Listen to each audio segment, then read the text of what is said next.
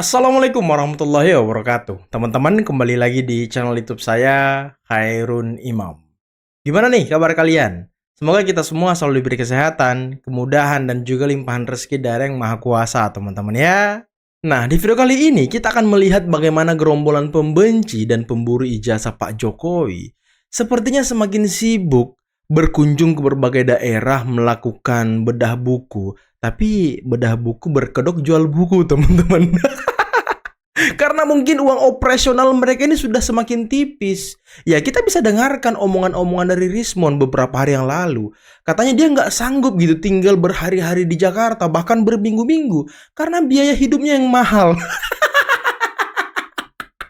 Sampai-sampai ya, si Tifa ini ya sedikit mungkin ngemis namanya ya, dan menjual-jual Bambang Tri. Katanya sedikit keuntungan dari hasil jual buku ini akan kita sumbangkan ke Bambang Tri. Waduh, jual-jual kesedihan orang ini ya. Aduh, selain itu teman-teman, tahu kan kuasa hukum Roy Suryo dan kuasa hukum TPUA Ahmad Kozinudin yang sering teriak-teriak marah-marah? Ini kan aneh teman-teman. Saya menemukan sebuah video di mana dia ini mempersilahkan polisi untuk memenjarakan Roy Suryo CS. Loh. Kok bisa begitu nih Ahmad Kozinudin? Kok tiba-tiba mau memenjarakan klien sendiri? Apakah sudah capek dengan track record yang sangat buruk? Apakah sudah capek dengan kelakuan sendiri yang ketika kalah di pengadilan hanya bisa jual agama dan ngamuk-ngamuk? Aduh. Dan lagi teman-teman, si Tifa ini marah-marah karena kemarin kena semprot Ibu Irma Suryani dan dia tidak terima loh. Waduh, kira-kira Tifa ngomong apa ya? Nah, sebelum kita mulai videonya, jangan lupa like, subscribe, dan share. Dan tanpa perlu berlama-lama lagi, mari kita mulai videonya berikut ini. Kalau palsu emang mau ngapain? Bahkan saya ingin mengatakan gini, ya kalau memang itu palsu misalnya, kayak palsu katanya. Menurut Roy Suryo. Betul. Terus mau ngapain? Iya, makanya itu pertanyaannya, mau ngapain? Oke. Iya kan? Kalau mau bicara soal moral misalnya misalnya ada oknum-oknum yang bicara soal moral ya, termasuk Roy Suryo lah, mohon maaf ya. Misalnya ini bukan sekedar hukum asli atau apapun begitu, soal moral misalnya. Memang Roy Suryo juga punya moral. Ketika misalnya nih ya, masyarakat bilang panci mana panci gitu. Panci mana kan ini kan juga menjadi masalah, ya kan nggak bisa gitu juga kali gitu ya. Kami ini insya Allah orang beriman. Ya memang kami sadari di masa Pak Jokowi ini orang beriman ini kayaknya sering dianggap kadrun seperti Anda katakan tadi ya. Ya, mohon maaf saya katakan, kami datang baik-baik Pak ya, untuk mendapatkan baik-baik. Oh, itu hak kami mencari kebenaran. Ada dua anak bangsa yang masuk penjara. Anda bukan Anda yang masuk penjara ya. Dua anak bangsa. Anda paham? Saya tidak bayar, dia tidak dibayar untuk memperjuangkan kebenaran. Oh, nggak dibayar. Pantesan aja sering ngamuk-ngamuk karena nggak dibayar. Itu mungkin alasannya teman-teman ya. Dan katanya Kurnia juga nggak dibayar. Loh, tapi jualan buku nih. Kalau Anda mungkin berhasil kuasa dan berhasil uang, bikin kesalahan. Mohon maaf saya katakan, ingat baik-baik ya. Pemidanaan itu ultimum remedium, bukan utama. Kalau Anda terus ingin ya mempidanakan rakyat Anda, pertanyakan siapa Anda. Anggota DPR, Ibu Irma Suryani Cahyagung. Ibu Irma, tega-teganya Anda menuduh kami. Tega-teganya Anda mencaci maki kami. Sebagai pengacau, sebagai penghina bangsa. Tega-teganya Anda sebagai ibu, sebagai perempuan. Mencaci maki saya sesama ibu yang hanya ingin menegakkan kebenaran di negeri ini. Kebenaran Kami bukan lagi. pengacau. Kami bukan penghina bangsa. Kami hanya ingin biasa. Perempuan biasa yang ingin menjaga masa depan anak-anak kami, cucu-cucu kami. Kami ingin menjaga bangsa ini dengan segala keterbatasan kami. Emang pintar drama orang-orang ini ya. Pintar bersilat lidah. Pintar Pintar ngibul mungkin ya. Baru dikeluarkan kan prosesnya panjang. Misalnya Pak Roy diberi dan kemudian diberi akses diteliti jenazah asli, itu sudah selesai. Berarti Pak Roy minta maaf. Nah, ternyata Pak Jokowi nggak memaafkan dan minta pidana. Ya nggak apa-apa dipidana. Tapi yang jelas bagi bangsa, bagi rakyat, udah selesai, ijazahnya asli. Tapi kalau hari ini kan justru yang menjadi, mohon maaf ya, menjadi ingin tahu bahkan ya marah karena ijazahnya ditahan itu bukan Pak Roy, bukan Pak Rismon, justru rakyat juga bertanya-tanya ini apa sih masalahnya? Cuman barang selembar saja ditahan-tahan begitu loh. Gitu kira-kira. Tadi dia bilang nggak apa-apa dipidana. Emang ini orang-orang ini omongannya sudah lain-lain nih. Rismon minta SP3. Tifa minta agar Presiden Prabowo dan DPR menengahi kasus ini agar mungkin tak masuk ke pengadilan. Kemarin si kuasa hukum ini juga ngomong, ya Prabowo harusnya turun tangan menengahi juga kasus ini agar tidak terjadi pertikaian di antara anak bangsa. Kok sekarang mau kalau Roy Suryo dipidana gitu? Padahal menurut laboratorium forensik sebelumnya, ya itu adanya tembak Intel. menembak bla bla bla ternyata menipu termasuk merekayasa. Ya Kompolnas juga mendukung lagi, awas di belakangnya ada Intel. Ada Intel. Ya. Jadi ini rekan perjuangan juga. Bapak kenal dia kan? Pak apa Pak? Jangan bantu Dia kenal. Nggak kenal. Emang Rismon siapa sih? Emang dia terkenal sih di ini si Janes nih sok-sok terkenal dia, sok-sok terkenal si Rismon. Nggak ada yang kenal si Rismon ini, udahlah. jadi begitu. Sudah bersepakat ya.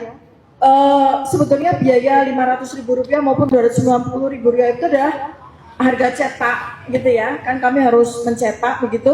Tapi kalau ada keuntungan, kami sudah bersepakat ya. Sebagian dari keuntungan apapun dari buku ini insya Allah akan kami sumbangkan kepada satu Pak Bambang Tri untuk membantu beliau agar beliau jadi apa ya, Jualan nih ya. tahun-tahun produktifnya ya, selama bertahun-tahun di penjara itu kan kasihan sekali.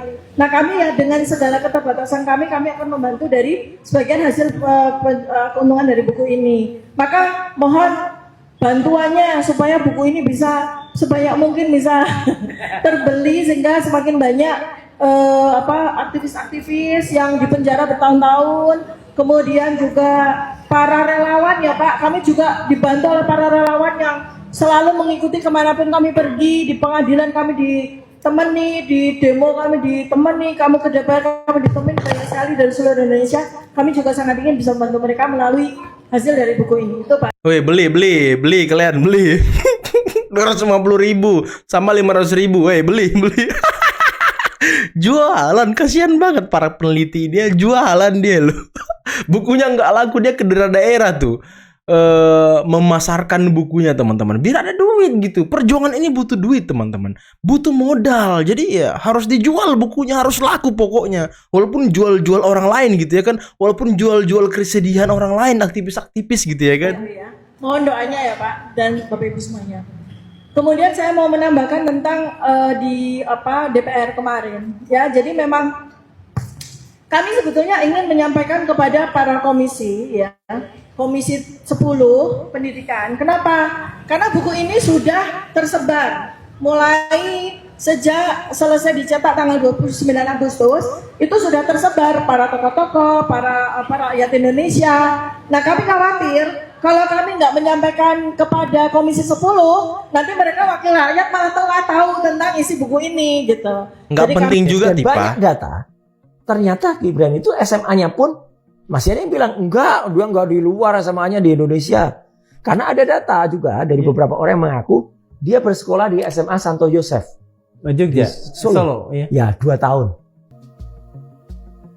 Berdasarkan data siswa yang ada di SMA Pangdlur Santo Yosef Surakarta, Mas Gibran belum pernah sekolah, bahkan daftar pun belum di SMA Pangdlur Santo Yosef Belum Surakarta. pernah. Monggo diklarifikasi ke berbagai pihak, cari data di sekolah yang disebutkan oleh pihak-pihak lain supaya ini bisa segera merampungkan permasalahan-permasalahan yang dialami oleh Mas Gibran.